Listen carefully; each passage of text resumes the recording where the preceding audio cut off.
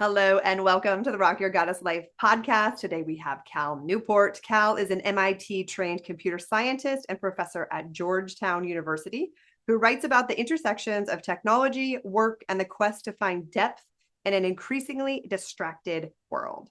He's now the author of 8 books, including multiple New York Times bestsellers, selling well over 2 million copies worldwide.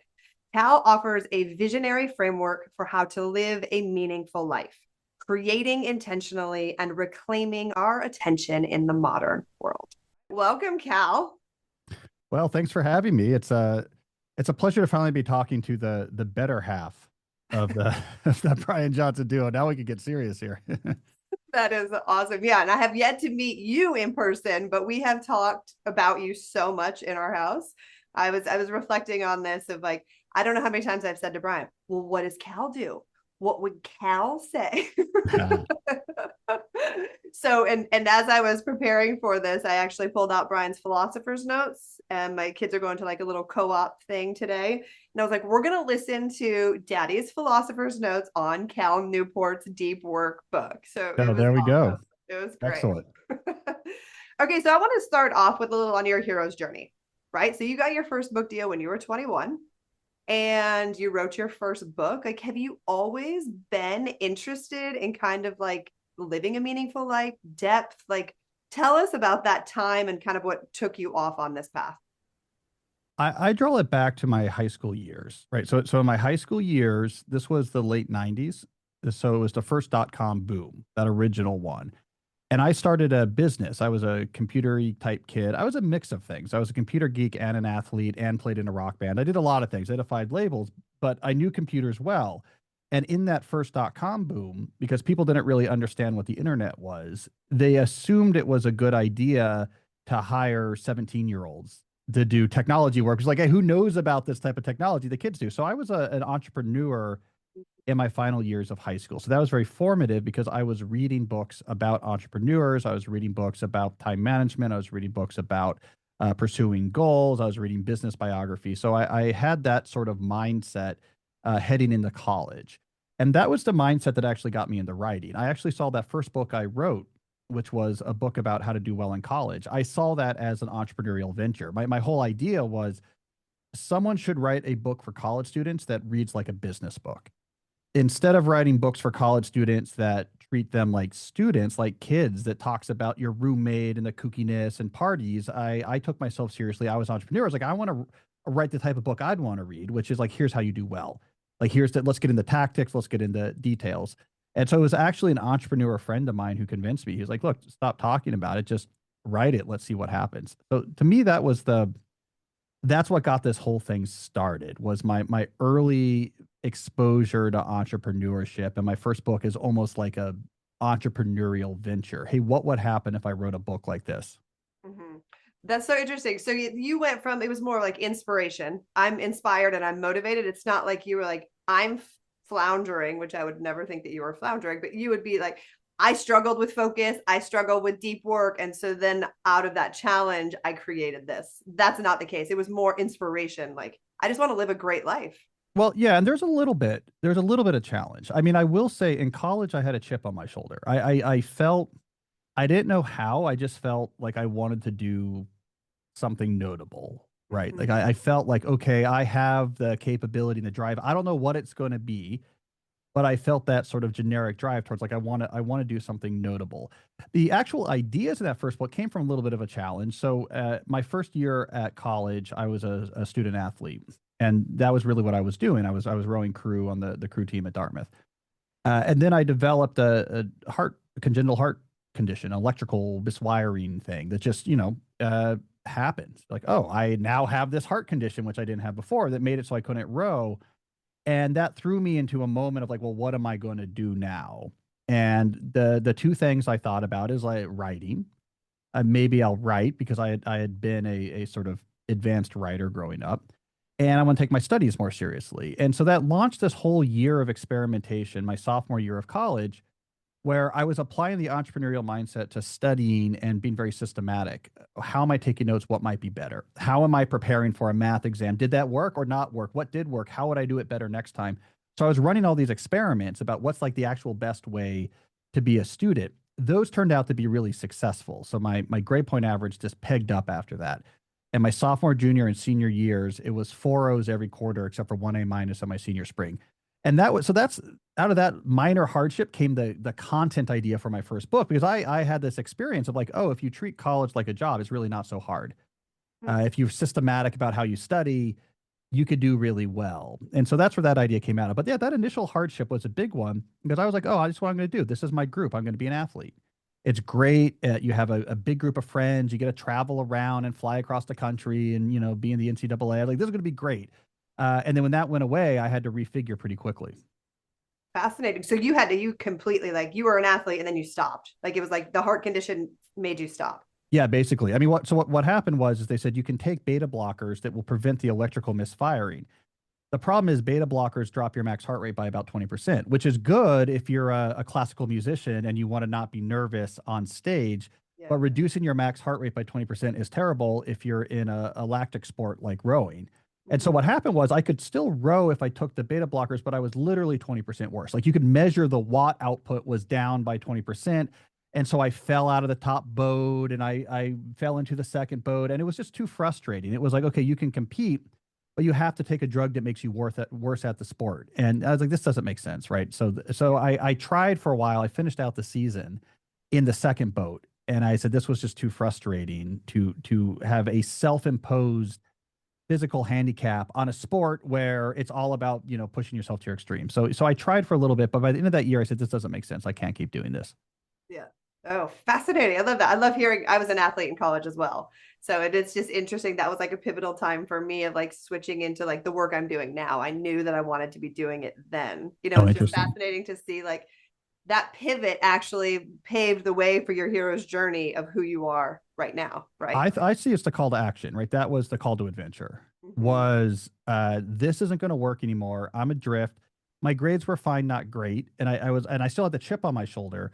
That was the call to adventure. And so Mhm. like that fall, that sophomore fall is when I began my experiments about how to study, and it's when I first began. I got started in writing by submitting op-eds to the student newspaper, Mhm. and then I began writing for the humor magazine. So all of that began after this occasion. So yeah, that was my call to adventure. It was like, let's figure out what I'm gonna do next. And then when I began reaching out to agents after my junior year about let me actually write a book, that's when things really, you know, began to ramp up.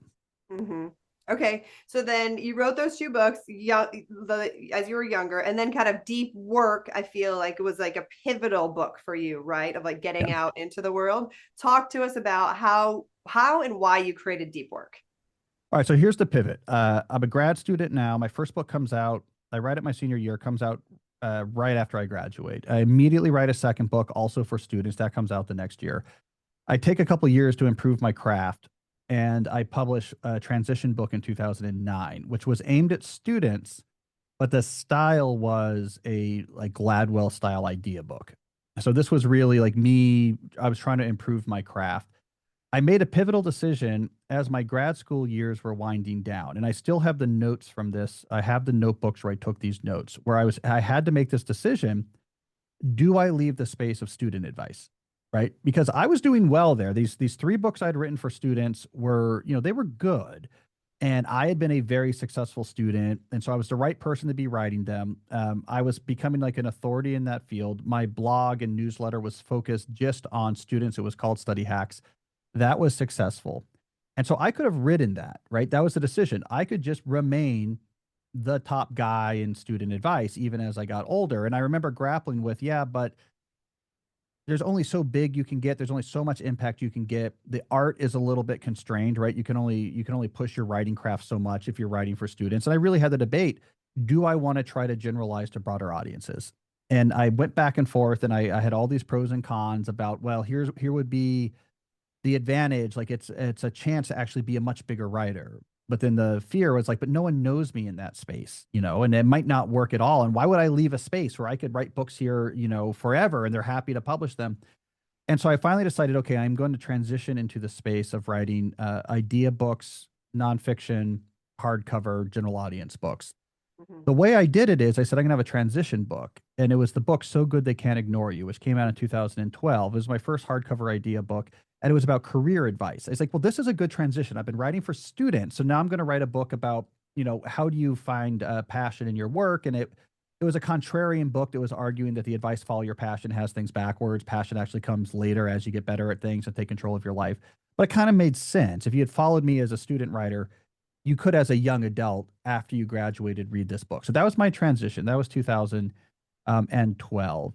And it did okay. It didn't make back its advance right away. And I think it was seen sort of as a bit of a disappointment. But that book left a clear question open.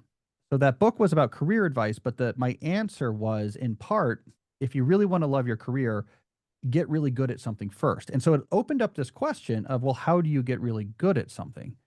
And that is where the germ of the idea of deep work came out of, because I was thinking about this now, I'm a young professor at this point, and I'm thinking about this question, and I arrive on this answer of, like, actually focus and concentration produces a lot of value, but sort of counterintuitively, we're doing less of this. We're more distracted because of digital technology. Okay, why don't I write a book about that? So that's where that book idea came out of. And when I pitched that book, I sold it to my publisher, but they reduced the advance from what they had paid for my previous book. They had seen the previous book as a bit of a disappointment. They're like, we'll publish this, but they clearly weren't, hey, this is going to be massive. They're like, we'll publish it, but we're going to reduce the money that we're going to give you. So I didn't feel like I was writing this for a big audience. When that book came out, there wasn't a ton of publicity behind it. I had this experience that I remember to this day. Like, the day it came out, my best friend growing up, his dad had gone to Barnes and Noble to buy a copy and came back and said, oh, they're not even carrying it. And I remember, so it was really kind of the launch of that book was actually a time where I was very frustrated and questioning whether I even wanted to be a writer anymore. I remember talking to my agent, like, what, I'm getting no carry for this book, no publicity. It's not being put in the front of stores. No one cares about it. And she's like, look, it's a numbers game. It's just, you have to sell a lot of books for people to care. And maybe you need to go do a lot of speeches, I was really at a low point when that book came out, but that's where it came from. That is so fascinating. I didn't know these things about you, Cal. It's so great. It's so great to just hear your hero's journey and the process, and like that kernel of, I feel like I'm destined to do something meaningful. Yeah. And you just kept going. You just kept Yeah. going. And that book, so Deep Work, really was, in the end, I was writing that for myself, right? Yeah. Because Yeah. I was trying to get tenure, and I really believed, I was like, this, it felt right to me. And I think it comes through in the book, but it felt right to me. I was like, this is where my happy place is thinking and concentration. I was like, everything else is noise. Like, I was sort of learning that as a professor. Everything else is noise. What matters is like the best thing you produce, and Yeah. really thinking hard. And so I felt that book. I mean, it was kind of random. I mean, in the looking back, the pieces fit together well, but it was a little bit random how that book was coming together. I was just, pulling together different sources that had inspired me. And I had my second kid, my second of three boys, was just being born around the time I was editing it. Like, there was a lot going on. And then something about it just clicked. And I don't remember, I was trying to figure this out the other day. In my mind, it didn't have a big launch, I don't think. I mean, it wasn't on a bestseller list. And in my mind, it was a slow burn. It took a while for it to do well, but I actually think it was probably faster than that. I think it came out in January of 2016. I think by the fall, it was kind of clear, like, hey, I think this thing has legs. But the book has never been on the New York Times bestseller list. And yet It hasn't. I just associate that with the book for Cal Newport. all my books since then have been. So it's interesting. And I don't even know how the math works. It hasn't been that many years. That book it's crossed the 2 million copy mark, 45 languages around the world. But never has had a week with enough sales to be, on the New York Times bestseller list. So it's the definition of a slow burn, like a constant burn book. Yeah. It just has continued to sell. By the way, all those other books came up in its wake. So It's So Good They Can't Ignore You, which they thought was a disappointment, over the years has continued to sell. That's however many 500,000 copy selling book. Like, these books in the wake of it, found audiences. My How to Study book, like, that's like a multi hundreds of thousands of copies of books. Like, all of these things, they came up in the slipstream of Deep Work. Like, people rediscovered them. So all of that was really exciting. That's so great. I love Deep Work. I mean, you could go back to my journals 15 years ago, and I was like obsessed with deep living. I was like, deep love, deep creativity, deep spirituality, deep rest. Like, why I love your work is because I've been personally like just wanting to have that level of depth since I was in college. And I was in Yeah. college in the 2000s, like, 1997, 98 was when I was there. And still, without the technology that we have now, I still felt like there was that missing depth in my life, Yes. Well, right? and here's a lesser known fact about me, but like physiologically, I'm wired in such a way that that's the only real way that makes sense for me to live. I can't tolerate busyness well. I mean, I'm wired to not tolerate busyness. I get anxious, stressed, and become an insomniac if I have too much on my plate. So like my body, this is like the hidden driver for a lot of my writing is like I can't just go out there and crush it. I can't just be like, let's go. I'm going to write, a book a year and build a huge media empire. And I'm going to give 50 speeches a year. And like, let's go. I'm going to be Mel Robbins. I'm going to have a staff of 30 people and we're going to like rock and roll or whatever. I wouldn't sleep, right? My body hates it. Like the only physiologically, the pace that is optimal for me is working on something that's important, but over a long period of time where no one day is critical, but doing work over a long period of time. Like my absolute sweet spot is like this year I'm writing a book, which means the stakes of any particular day are low. Like it doesn't matter if I'm sick on Tuesday, right? Like it's fine. I can be Yeah. sick for a few days. What matters is like this month I made good progress on that chapter. That is, I am physiologically in the sweet spot when I'm doing that. And the busier I get, the more like sick I get. So like I am wired. So when I talk about, deep work or slow productivity, or I'm working on this book right now on the deep life, that all comes out of a place of me trying to build a philosophy that makes sense out of the way I operate. I was just sort of configured to be someone who can't be busy. And so it's responding to that. How do I still fulfill this chip on my shoulder? And so it's interesting. And I thought, by the way, I was a busy guy. That was my plan. Like in college, I was like, yeah, let's have like irons in the fire. Like, let's roll. And it was really as I started on a grad student where like I began getting these insomnias and these anxieties, and it was like, nope, this plan is not going to work. And that's when, it's coming out of that so much of my philosophies were formed. Oh my gosh, Cal, I love that. I like actually got tears in my eyes. I'm so similar. Like I've had to figure that out. And I am just not even being an athlete, like it was a lot for me. Athlete and school, like in college, like I have to be very mindful because my nervous system just gets too like it's just too much. I'm like, I have a very different, I call it essence pace than the modern world. I Yeah. just don't I just don't do that. And I felt wrong for so much. I'm like, just buckle up. Like, look at all these people doing it. So I love that you shared that. But I also have to say, like, looking at you, you have a very full life. I mean, you have 3 kids, right? You have three Three kids, kids, three boys. Yeah. and you're married, and you're a professor, and you're an author. So I imagine your life being very, I don't want to say busy, but like full.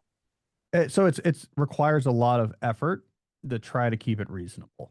Yeah. And even then, I don't know if it's quite there. I mean, Brian and I have been having this conversation for a decade that I need to simplify this much more.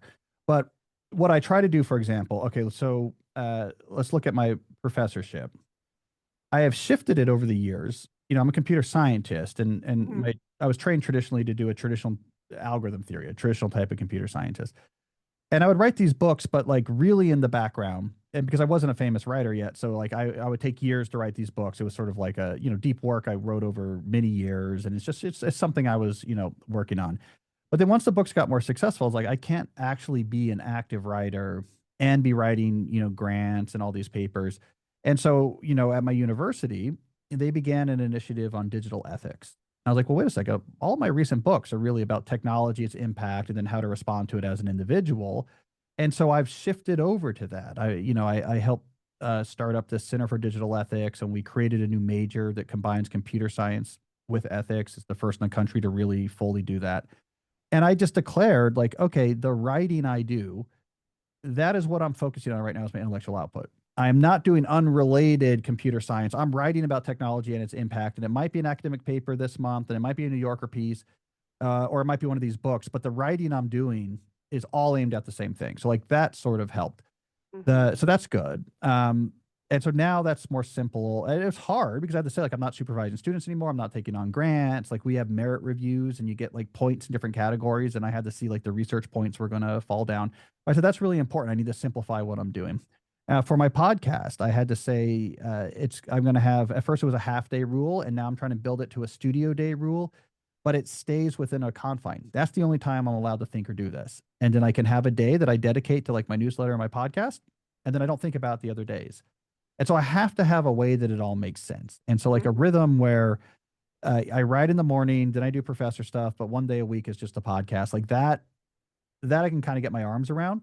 But honestly, I'd be happier if I doubled the simplicity, like even this, like I've done everything I can. I mean, ironically, like I'm known for productivity advice partially, but like all of my productivity thinking is just about how do I keep a schedule from making me feel busy.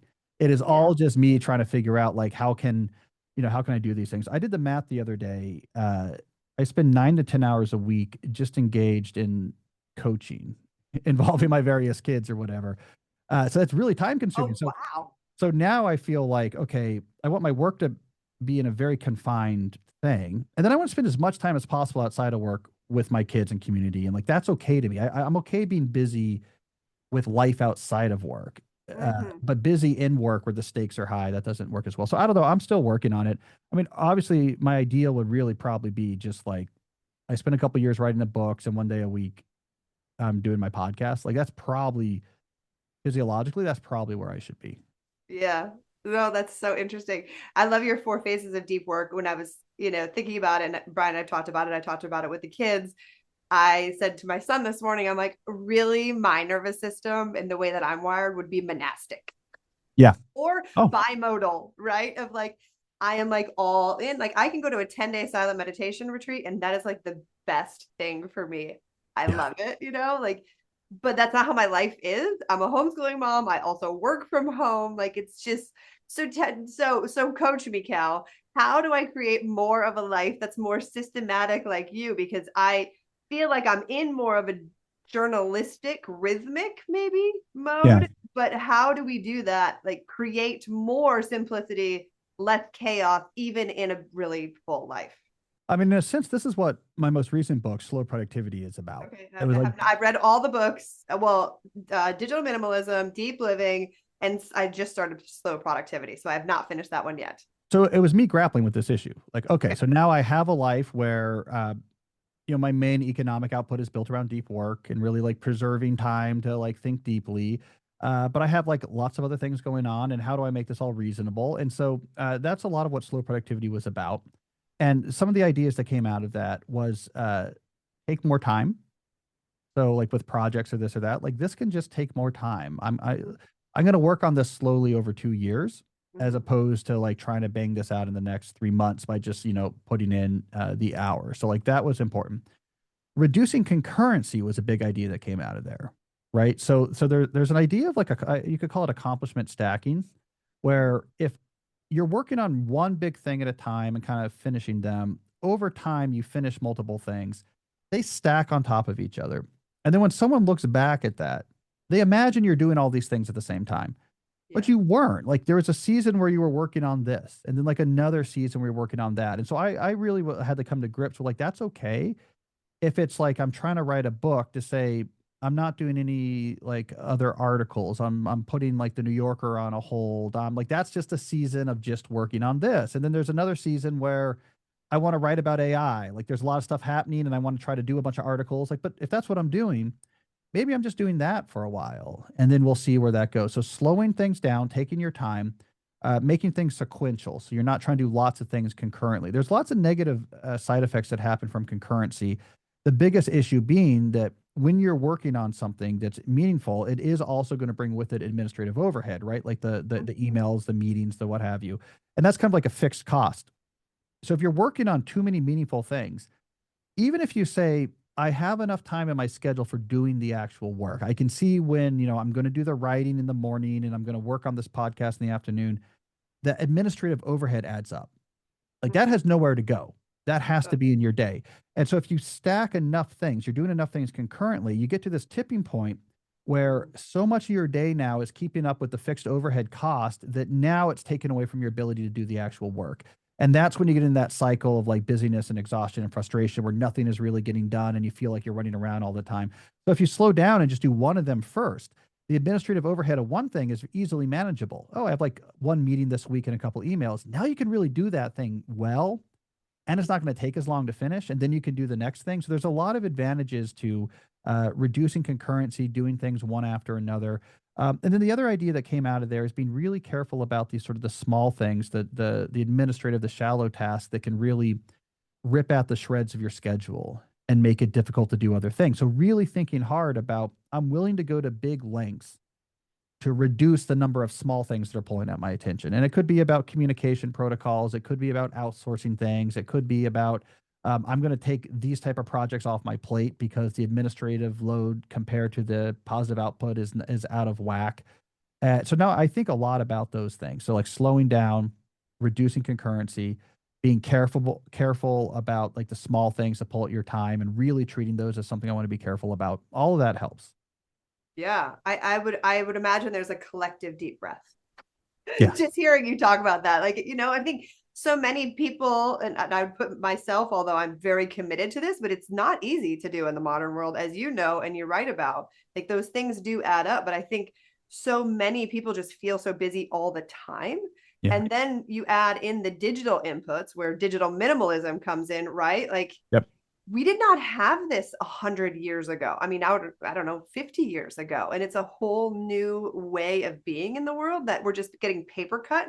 I envision often, I would like to just go back to 1900 with like a little bit of internet to do what I need to do. But like, And I air still want conditioning. to, yeah, the refrigerator, okay, like certain things. But I feel like I was born to be in the 1900s.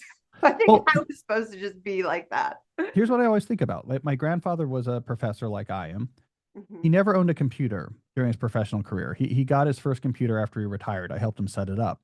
He wrote a ton of books. Like writing books at a faster pace than I was. And the way he did it technologically was with legal pads. Like he would Like a read a yellow lot, legal pad? yellow legal pads, and then he had a typist, and that she would type up like, okay, what's going on here, and he would edit the typed out pages. Like it was a very slow process compared to I can type on a keyboard like super fast and just cut and paste and do whatever. But he wrote books, like finished them at like a really fast rate. He wrote a ton of books and like they were influential. And it kind of gets at there's the difference between small scale speed. Like, oh, this technology means like I could move really quickly at the small scale. I can move text around and type quickly and edit and go to Yeah. ChatGPT and get an answer, whatever. And that's much faster. My grandfather had to have, it was pre-internet. So his office had something like 10,000 books in it, right? When he died, it was donated to become the core of like a religion library. He was a religious scholar. And you would go and find the books, then you would bring it down and you would take notes. And it was like this very slow thing. But the pace at which the books came out wasn't slow. So at like that larger time scale, we're slower. So we're faster at the small because we have all these technologies, but we're Yeah. slower at the big scale of actually producing the stuff that really matters, finishing the book, finishing the big project, creating the thing that's meaningful. So there's this interesting tension where busyness at the small scale actually slows down productivity at the big scale. That's fascinating because I have noticed, I mean, I use AI for some editing, like, ChatGPT and stuff like that. But I've noticed like I'm relaunching a program called Rock Your Goddess Life. I did this 15 years ago. When I did it before, I literally we moved to Ecuador. I didn't have internet. Like we had to go somewhere to get the internet. And Yeah. so I was in a hole essentially for 2 months and I just created it. Was Yeah. like on fire, right? Yeah. Now I have technology and my life is busy, but I've noticed I feel like I'm getting less done with more tools in AI. And I know you talk about that, but I think, is that what you're also talking about? Of like, I'm Yeah. not getting that feeling accomplishment because I'm not deep work, but I feel like I am? Or Yeah. Like, what's going on? like what used to happen with the way scholars would write books, for example, is you would have this longer period where you were reading books. Yeah. And it would take you a long time. You would read a book, you'd internalize it. Maybe you would teach a class on the book. And because this was like slow and sequential, you would, I call it long thinking, but you would take the ideas and you would carefully integrate them into your mental schemas for understanding. And you would slowly update and you read another book and you would think about, and you would slowly update your understanding. And then when it came time to write, you had this like really sophisticated model of like the world of these ideas. And you're like, now I can play with that and like make original ideas. The way we write today is much more like, okay, I have a vague idea for a chapter. Let me internet, like get a bunch of things that I can put in this chapter. It's way less thought through than it was before, which, which I think is, it's an issue. We're not, you don't think it's clearly, it's not as fulfilling. And in the end, what you're producing, the quality is not there. So like we're losing the ability for long thinking, that being there with these sources, being there like with information, grappling with it, trying to make sense of it. It feels slow in the moment. But anyways, I have a whole theory about this though. So this is at the beginning of slow productivity. I always have theories. So I have this theory of here's what happened. My theories always involve technology. So my theory is the following. Knowledge work emerges as a major economic sector, like roughly in the mid 20th century, right? It was everything was industrial, it was factories. And then the mid 20th century, suddenly office work where your mind is producing the value, you're not building a physical thing. This begins to really take off, especially in the US economy. This created a problem. If you go back and read management theory, in fact, if you read Peter Drucker, who invented management theory, right, he's writing about this issue of we don't know how to manage knowledge workers because all of our definitions of productivity from the industrial sector are built on how much stuff did you produce per unit of time? Like how many Model Ts did the factory produce? Oh, and when we changed the way we made Model Ts, that number went up. That's a more productive way to do it. So we had this like notion of productivity from industrial work. Didn't make sense in office work because we weren't building out Model Ts. Like you do 20 different things, and like what I'm working on is different than what you're working on, and it's gonna differ over time. And I can't point to a pile of widgets and like here's how many things I produced this week. So the manager's like, how do we manage this? Like, what do we even like? How do we even know if someone's doing a good job or not? My argument is they came up with like a heuristic, which was we'll use activity as like a crude proxy for you're doing something useful. So like the more active, the more stuff you're doing, the more productive we'll assume you're being, right? So busyness became a virtue because we didn't know what else to manage. And that created a philosophy I call pseudo productivity, which is we'll use activity as a proxy for useful effort. So like in the 70s or something in an office, like, oh, okay, that means like when I'm at the office, like make sure you put the magazine down before the boss walks by and don't take like breaks too long and speak up in the meetings. But then in the late 90s, we begin to get office technology, right? So we get computers at the desk, and suddenly the number of different things you can do explodes because you have PCs and we have the software productivity revolution. Now, like, well, you can be booking your own travel and doing like lots of activities happen. Then we get electronic communication like email. And now the granularity at which you can demonstrate to other people that you're doing work, it's like really small. And then we get mobile computing, laptops, and phones. So now the times in which you can be demonstrating to people that you're being productive greatly expands. Now, really, at any moment, at any day, I could be like sending a quick email on my phone. And pseudo productivity plus technology led to this increasingly rapid cycle of busyness. Because if busyness is how we know that you are productive, and we just gave you all these tools that means you can act frantically busy at all times, that's when things begin to spiral out of control. And I think that's a lot of what's happening with burnout right now.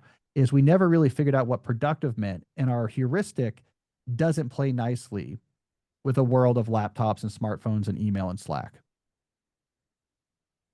But those things are not going anywhere. I love all of that, but those things are also not going anywhere, right? Like it's like our productivity is going down, our happiness is going down, our attention is going down. Like how do we, and I know you write about this, but it's like with AI coming in, and how what is your future? Like how do you see this playing out? Because it doesn't appear that people are getting happier, more productive. Like it's a very interesting time. Well, so there's other measures of productivity we could use.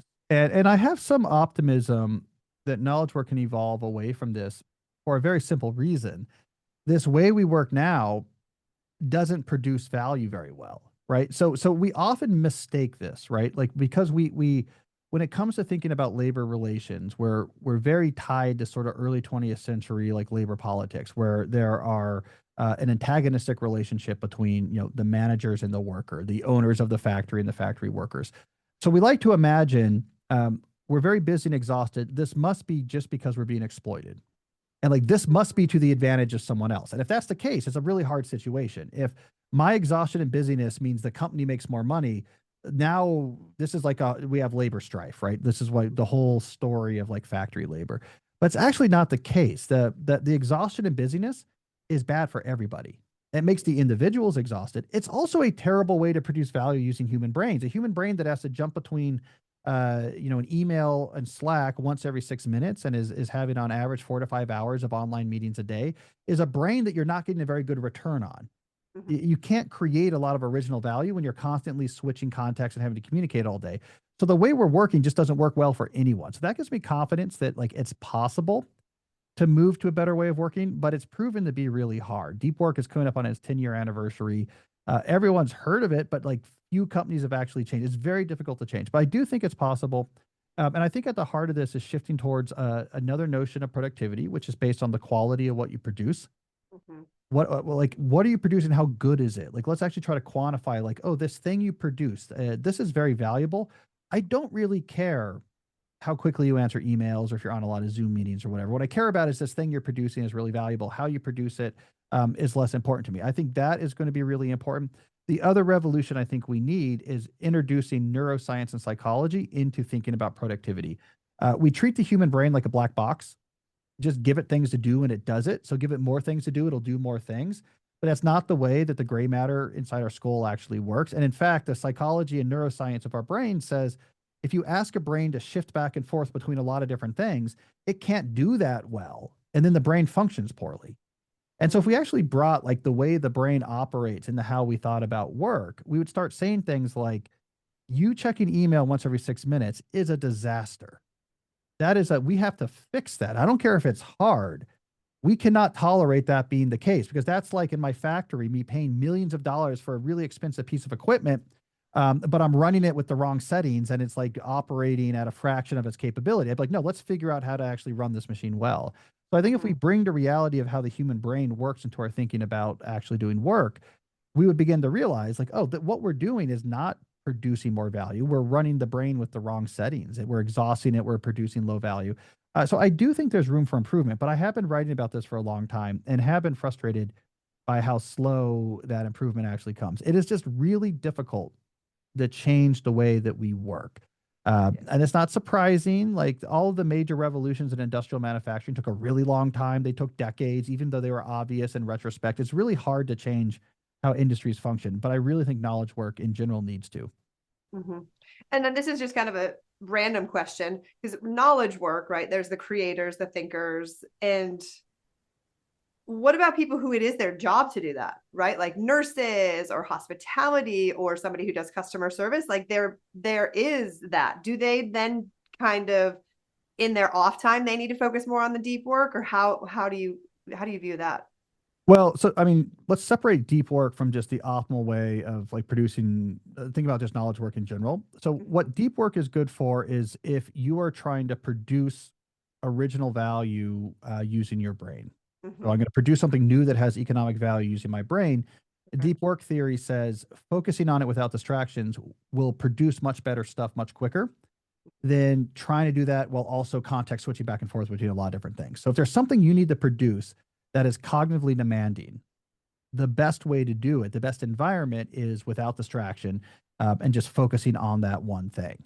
And many of the big things that produce values in a lot of knowledge work companies come from that type of effort. So like deep work should be prioritized. Not every job though is dependent on the long form creation of something like really large and new. Some jobs like nursing is a good example. It's more about the rapid repeated application of expert knowledge. Like, Mm-hmm. okay, I need to I have expert knowledge and I need to apply it again and again in a bunch of different circumstances.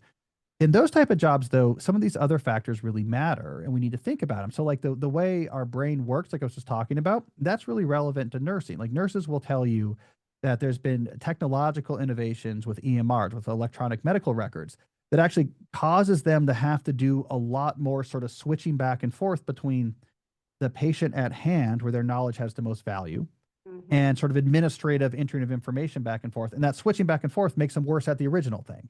Yeah, And so, yeah, like, yeah. that's a case where, that really matters. IT is another example. Let's say you're an IT at a company. Mm-hmm. There's a responsive job, right? Your whole job is people come to me with issues with their computers and then I'm there to fix it, right? So it's not a deep work job in the sense of I'm going to go create something new and spend a lot of time thinking about it. But there was a revolution in IT in the 90s where they realized the way we're doing this, which is people can just at an ad hoc manner just call me up or stop by and be like, hey, what about this? Can you fix this? Hey, what happened to this problem I asked you about? Have you fixed it yet? This was so distracting that it was very hard to actually make progress on fixing the actual problem. So they invented a new way of thinking about requests called ticketing systems, where now, okay, if I have an issue, I'm formally submitting a ticket. And now the IT people, they can see the tickets and their statuses, work on one till they're done, update it, then grab the next. And the system will automatically update people. Here is the status of your ticket. So it got rid of the ability to interrupt the IT people on demand. The amount of problems they could fix went way up, right? So if we understand the way the brain operates, there's a lot of different types of jobs where that understanding can make those jobs better. But for the jobs where you're creating something substantially new from scratch, which is like a lot of knowledge jobs, that's the driver for like what brings in the economic value. You have to care a lot about undistracted focus. Is like a tier 1 skill that we need to practice and protect. Brilliant. So helpful. So helpful. Okay, so let's go in. I want to know more about like how this works for you and also for your family. So you have 3 kids. I have 2 kids, but I've always been so curious, like, how do you do this in your house? Like, what is your technology? I don't want rules but like, how does this look for you to support your kids in this age where kids are on technology all the time and distracted all the time? Yeah. Well, I mean, first of all, they hear about it all the time. That they have the unfortunate or the misfortune of me being their dad. So I'm often called in to give speeches at the school, talk to parents, talk to students. You know, Yeah. I've written a lot about these topics, right? So that's their misfortune. But I first of all, I Or talk blessed or fortune. blessed. I think long term it'll be for the better. So I mean, I talk about it a lot. So Yeah. first of all, like I talk about concentration a lot and how it's a skill to practice. I have vocabulary to use if they're, let's say, like my middle schooler is working on a math problem and it's hard. I have vocabulary to use about that feeling of cognitive friction. You know, like, okay, here's what you're feeling and here's what you need to do, right? Like that's good. That means like your brain doesn't have an obvious circuit for solving this problem. So now we really got to get some deep work. And what I want you to do is get up and like take one lap around the house because you have to kind of get stuck out of the context and then come back at it fresh. And you know, I have vocabulary to talk about thinking. I often narrate like what I'm working on. I'll say, look, let me tell you about what I'm doing now. I'm working on this article. I'm kind of stuck, and I just went for a walk, and I'm trying to make progress on it. So one of the things I try to do is make thinking a transparent conversation. Like this is a tier 1 skill. Just like if your parent was an athlete, they might be talking about how they're training. So I talk about that. And then our technology rules are really clear. I mean, I've been following this research for a long time and writing about it. Smartphones are very, very dangerous for kids, right? Unrestricted access to the internet or even semi-restricted access to the internet that's ubiquitous is, in addition to all of the potential content harms you're going to be exposed to, is incredibly dangerous for a developing brain. I mean, that is all that brain is going to want to do. So like we're very clear in our house is, you know, you can't have a smartphone until high school. That smartphone is going to be really locked down at that point. This is just in high school. If you need the group texting for like arranging things, you have to be 16 before you really get a sort of less locked smartphone. And we're going to kind of let you now, you can sort of use this more as you want. But until you leave the house, so even after you have that phone, it's not your property. This is our phone that we're letting you use. When you're at home, it is plugged in the kitchen, which is where our smartphones are as well. If you need to check in, like, oh, I'm waiting to hear back from a friend, you can go to the kitchen and check what's going on. If you need to look something up, you can go to the kitchen and look it up, but it's not going to stay with you in our house. You're not going to look at that phone while we're watching a movie together. You're not going to look at that phone while we're having dinner. You for sure are not going to have that up in your room. Be able to do whatever, you know, you want with it. When you leave our house, you can do what you want with the phone, but the phone is a tool that we use for specific things. It's not a constant companion. And we're certainly not going to have debates about, oh, I wish I could get you to stop looking at your phone so much when we're at dinner. It's like, no, that's our phone. We're loaning it to you. This is where it lives, right? So we're very careful about that. I'm very careful about the internet. You know, we're careful about screen time. I'm very wary about specific types of video games. I have a very narrow window of what type of games I think are like safe and appropriate. So there's a lot of discussion about technology in our house. Yeah, I love it. I'm so aligned, and I was so excited to talk to with you because I'm people think I'm pretty intense or extreme. But I love everything that you said. I'm like, this is why I'm extreme. Like, it's not safe. It's not, I've heard Not some safe. people, because we homeschool, there's some people in the homeschool community is like, technology is just a tool and you should just let your kids use a tool like you would a hammer. And I was like, except you don't get addicted to a hammer. Yeah. But also like a car is a tool. And Yeah. we say a And you're going to give it 12-year-old's to them. not ready to handle a car. Like No. they're don't make good decisions and they're fast twitch, but like, no, they shouldn't be driving yet. They can drive when they're older. Like, and Yeah. give them access to it more gradually. Yeah, I agree. I'm like, so like my kids like to watch things sometimes. I've been very strict. Like they couldn't watch anything for a long period of time. And my joke to them is like, how many movies and screen time do you think I want you to have? Yeah. And they're like, zero. I'm like, okay, so let's find the balance of how We'll much find the you would balance. like to be. And like, I'm like, there's just life to be lived. I don't want you on a screen, but it's a balance. Like just last week, I don't watch Netflix. I don't do Netflix. I rarely watch movies. I have a life to live. Like I'm just not, I just don't Yeah. do it. And so they've watched it and they've watched it with grandma and things like that. And I was like, I am no longer paying for Netflix. I quit. I quit. Why do we have to have Netflix? I don't care if it's cheap. It's not Yeah. cheap. It's expensive. Yeah. So we can buy the movie. And so, anyways, they've gone long periods of like, we did like 6 months of like literally no screen time, no watching anything, no movies. But it's still like their allure. Like if they could, they probably would do it much more than I would want them to. I mean, here's what I'll see as with a middle schooler.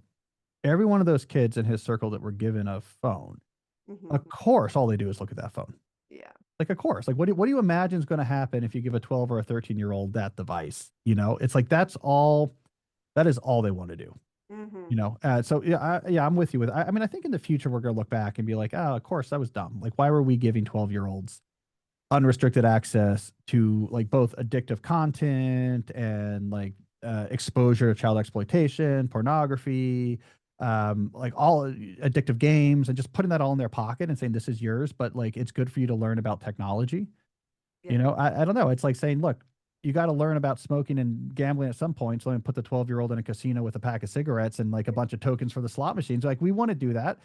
Uh, yeah. So that one has been an interesting one. Though I'll say, like over the years, people have changed on that, right? Like it's interesting. Yeah. There's a rear guard action. There's two different opponents to these concerns. The biggest group of opponents are sort of parents that it's like, this is a hassle. My kids are bothering me. I'm afraid of doing the wrong thing, and other people are going to Totally. think that I'm eccentric. And so, like, I'm kind of just justifying, right? That's most of it, right? I get that. And then there's sort of academic opponents to it who just think in general saying not to do things is like little c conservative in a way that makes like academics, unhappy. But they've been shifting over the years what about this argument that they're pushing back on or whatever. So there's kind of an academic crew that's like, well, everything's complicated and like, there's reasons why you might want to have a phone. And I feel like their arguments are beginning weaker and weaker as the data is picked up. And then you got the rear guard movement of just parents who I get that it's hard to raise kids and not everyone, like writes books about technology for a living. And if they're just like, all of my friends are doing this and they're just on you, at some point you're like, this is just easier. And then you sort of want that not to be a big deal. But I do think it's a delusion if you say, well, I trust my kid. Like they're not going to look at bad stuff or whatever. Or like my kid they'll tell me if they come across something weird or, they need to learn how to use these technologies one day. I mean, how long did it take us as grownups to learn how to use an iPhone? It took 7 minutes, right? Like Yeah, these exactly. are consumer facing technologies that are meant to be as low friction and as easy as possible. I don't get that argument either. That's what I always say, that people are like, well, they need to understand technology. And I was like, the time when their brain is forming, they do not need to be doing those things. They can figure that out when they're old and they're going to figure it out within a day. My kids know things just intuitively that I Yeah. don't know. Yeah. Like my daughter can get on her iPod, which she listens to audiobooks. And I'm like, how did you get there? I've never Yeah. even seen that before. Like Yeah. she They don't just, need to practice. Yeah. no, she does not need practice on that. Okay. So I am curious because, which I'm sure you do know through Brian, my son is really into chess. My Yep. daughter is really into chess now. So they're like super into chess, like major competitors. They're going to nationals, like they're rated in the country. Like I've seen the photos. Yeah. I've seen the trophies. they're like in it to win it and Yeah. very competitive and pretty good. But there's also like they're on the screen a lot, right? So they coach on the screen, they have tutors, they have learning, they have courses. Do you have any concern around that? Like how much I'm just saying my kids use that technology mostly for that, but also the technology in schools, like so much learning on a screen, or is it more about what they're doing on the screen? I think it's what you're doing, right? So like I'm not concerned if you're, running the chess simulators Mhm. to like practice moves, or if you're doing like Yeah. online coaching for chess, right? Yeah. There, the screen is just a tool, but the activity itself is an activity, of focus. So I'm not, I don't have like a general aversion to screens. I'm very like specific about what is happening on the screen, right? I get a little bit more concerned when we're talking about ed tech. Like I get a little bit more squeamish about the way like Google has so successfully, by just making these computers very cheap, convinced like most actual school districts, independent public around the country, like kids need to be doing more work on basically Chromebooks. Hmm. You know, Yeah. now there's individual things you do on a Chromebook. Like, well, there's no problem with in a Google Doc writing something like that. I don't mind the fact that it's on a screen, but when they're on those computers, they also have access to all these other things as well. Like they're working in an ecosystem where they can also go on the internet. They also have email. The kids are sending them emails back and forth. They put protections on them, but the kids become computer hackers when on the other side of that computer hacking is like YouTube. They'll figure out a way to get around all this sort of security. And so I do worry about that, right? But again, it comes down to like what they're doing on the screen. So like the individual things you might do on a screen, like whatever, like writing on a screen or paper, like I don't really care. But if I'm on a screen where I'm also doing these other distracting activities, that's a problem for me as well. So I'm very specific. It's like why I don't mind like watching a movie. Is like that's fine. Like that's art. That's interesting, right? But if you're auto recommended on YouTube on your screen, like that's a completely different type of activity. So like the screens themselves are neither good nor bad. Like I tell my kids when they're clamoring for like I want to like go on the screens, I was like, well, here's if you're computer programming on that screen, I'm going to place no limits. You can spend as much time as you want building computer programs, but if you want to play a video game, oh, that's like Yeah. Saturday morning for an hour or whatever, Yeah. So like there's certain type of activities I'm like go have at it because I think that's going to increase your ability to concentrate and it's hard and it's an interesting skill. So it's the activity that matters to me. Hmm. Yeah, interesting.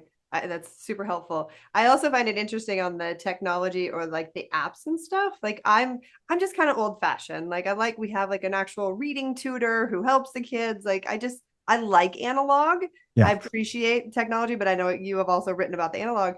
But the games, like even the reading apps, like my son never wanted to do it, but my daughter's like, hey, let me try a reading app. And I was like, okay, let's try it.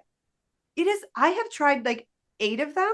They Yeah. are 100% video games. Oh, we don't do those. Yeah. I was I don't like, this trust. is insane. I every time I try it, she's like, but I'm like, that one's not good. That one's not good. And I just finally, she's like, I really want to do it. And I was like, sorry, honey, we just don't do these. Yeah, they use addictive design principles. Yeah, I basically say any game that's like native to an iPad, don't use, even if Yeah. it's educational. It's all Not addictive design educational principles. though. I mean, they don't even learn, right? They're Yeah, literally just training their brain to be reactive, like a video game. and Yes. they're using addictive design principles so that like you get the right cues and the leveling up, and so like you want to keep playing it. Yeah, the only video games that I think are safe. My theory on video games is Okay. there has to be two things. One, it has to have cost a lot of money. So Mhm. like Zelda on Switch, like it has to cost $60. Why? Because what's the business model of games that cost that much money? They're called AAA games. The business model of those expensive games is, we spend a lot of money to develop these games, and what we want to deliver is like a fixed number of hours of quality gameplay, like 50 hours of quality gameplay. And the games are meant to be challenging, and that they don't want you to win the game in one 50-hour burst because then you'll think like I didn't get my money's worth. So they're challenging and you kind of play for a while and you're like, all right, I got to come back to this later. Like I'm kind of stuck, and you come back to it again. There's no addictive design in there. They want it to be like actually just sort of good, well calibrated, difficult like gameplay. So it has to be an expensive game and it has to have no internet component. Because if it's online at all sorts of bad things happen. There's child exploitation things that happen. There's exposure. I mean, you would be surprised by things that parents think are very mundane. Like they hear the name Roblox. They're like, oh, is that like Legos? That sounds safe. That is like a pedophile playground over there. Like Oh, any wow. place where adults can have pseudo anonymous or anonymous communication with kids, Yeah. terrible things happen, right? So no internet, and it's got to be like a game you can put in a Nintendo. Yeah. And that because that's meant that like, oh, after about an hour, I'm like, this got hard. Like I'm kind of stuck. I'm Yeah. Zelda and I can't figure this out. I'm kind of bored with this now. I'm going to go do something else. And maybe next week I'll come back and fresh and like make some progress on it. That's the only video games I'll let them do. No internet connected. It has to be like a AAA game. And then Nintendo, I know the content there won't be any adult content on it either. So like it's a pretty narrow universe, but in that universe, I feel safe. iPad games, I don't trust. They have addictive design principles. Never give your kid a free game. If the game is free, then the business model is getting you to play it as much as possible so that you'll eventually upsell and buy things. Like Yep. spend money on games. They should exist on a gaming platform and they should not be internet connected. Like that's the only place where I feel safe. Okay, but what about chess? Because chess is online. Well, okay, but so what do you, I guess in that case, you know who the other person is and or you can see what the interaction is. Like Yeah, there's hopefully no talking. So I make sure that nobody can talk, and it's I'm fine. saying they can't talk to anybody. Yeah, so Nobody my really can talk to them, but they are on the internet because they have to play other people. but that's fine because so the issue is where adults have pseudo-anonymous or anonymous access to Okay. interact with kids. So if they can Yeah. talk or chat, bad things happen. Yes. In Roblox, what they there was also problems with they would even if you had turned off chat, they were using inappropriate like costumes for the players. You would just like things you Oh would see yeah. in those worlds would be really disturbing. So in chess, you're safe there, right? Yeah, If yeah, all I yeah. can No, see is that's the what I kid's always say. I'm features like, you moving. guys, Yeah. I'm like, I don't do any video games other than my brief stint with trying to do those apps, which I'm kind of happy I tried because Yeah, I they're just saw my terrible. daughter literally like obsessed with them. Um, but then I always like, I don't do any other video games, nothing else. I'm not buying anything else. Your video game, the closest you're going to get to is chess. And then the problem becomes, so this is for like kids our kids age, like we worry about these issues, right? Yeah. As kids get older, as we're talking about like older teenagers and then young adults, like, men Yes. in their young 20s or whatever, Yes. then these online video games play another problem, which is they begin to simulate actual like accomplishment and standing in a community. And so like we have this drive we're wired for of I want to be respected in a community, right? We're a tribal species, and that drive traditionally would push us to like go become useful, upstanding members of society. Like I'm gonna volunteer. I'm gonna get a job. I'm gonna get my act together because it's really important to be. It feels so good to be have standing within a Mm-hmm. community. Video games and men fall prey to this more than women. Mm-hmm. In your young adulthood, it simulates that. You're like, yeah, I'm leading my platoon in Call of Duty or whatever, but it's like way easier. The friction is lower and they very carefully mete it out so that like you're always making some more accomplishments and it subverts that instinct and it prevents you from then actually going out there and doing the hard work of getting your act together and being an upstanding part of of the community. So it gives you like a simulacrum of this drive. So it's like if you're in your 20s, video games suddenly have this whole other valence, this whole other issue that they begin to cause problems, right? So it's interesting. At different ages, we get different issues with these. Yeah. So fascinating. So fascinating. And it's like, it does take work. Like I understand why parents do everything because it's like I'm not the bad guy. My kids respect me. I'm kind of like you and all the things that I talk about. They Yeah. respect me and they know that I'm right. They're like, Yeah. "You're so weird." And I'm like, "When you're older, you can thank me." And They will too. They will. they will. And they already know. Like they're like, "I see kids on their phones all the time. That's weird to see a 10-year-old with a phone." I'm like, "It is weird." Right. Yes. So they get it, but they're always like, why do you always have to be the one? Like, no sugar, no da da. And I was like, to be well adjusted to a profoundly sick society is no measure of health, children. I don't know how Yeah. many times I've said that quote to them.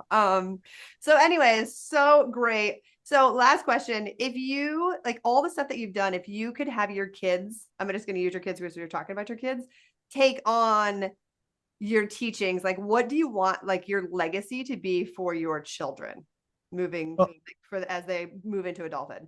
I mean, like the one non-negotiable I had, every kid's different, as you know, and they have their own interests and their own strengths or this or that. Like the one non-negotiable I had is like every one of my kids is going to be a reader because I think that's calisthenics for your brain, Yep. like reading early and heavy, and pushing yourself to harder and harder stuff. And my 13-year-old and my 10-year-old they largely just read adult nonfiction now. Oh, wow. That I think is that was like my secret that's calisthenics for your brain. It gives you a brain capable of doing like more interesting advanced and symbolic thoughts. Like that was my non-negotiable.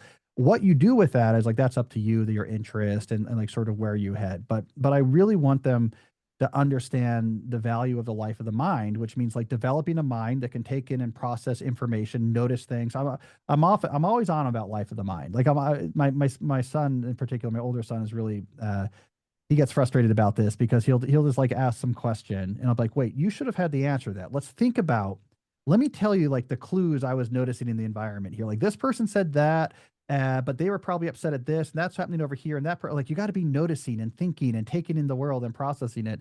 So that's what I want them to have, is like an appreciation of the life of the mind. And you can do so much with it.